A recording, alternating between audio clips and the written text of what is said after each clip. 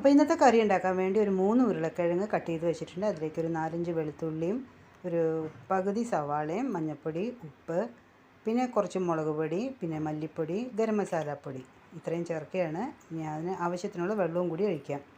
അധികം വെള്ളം ഒഴിക്കൊന്നും വേണ്ട, ഒരു ഉരുളക്കിഴങ്ങൊക്കെ മുങ്ങുന്ന രീതിയിൽ വെള്ളം ഒഴിച്ചാൽ മതിയാവും. ഇനി ഇത് കുക്കറിൽ വെച്ച് ഒരു 3-4 വിസിൽ വരുന്നവരെ വേവിക്കുകയാണ്.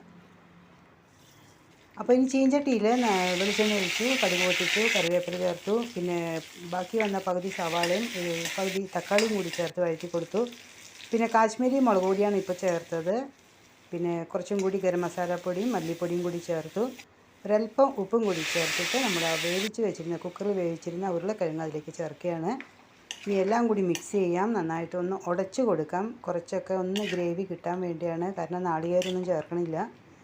അപ്പോൾ ഇനി ഇത് നന്നായിട്ടൊന്ന് ഉടച്ച് കൊടുത്ത് എല്ലാം കൂടി ഒന്ന് മിക്സ് ചെയ്തിട്ട് നമുക്ക് അടച്ച് വെച്ച് വീണ്ടും ചെറിയ തീയിൽ ഒരു 1-2 മിനിറ്റ് നേരം തിളപ്പിച്ചാൽ മതിയാവും.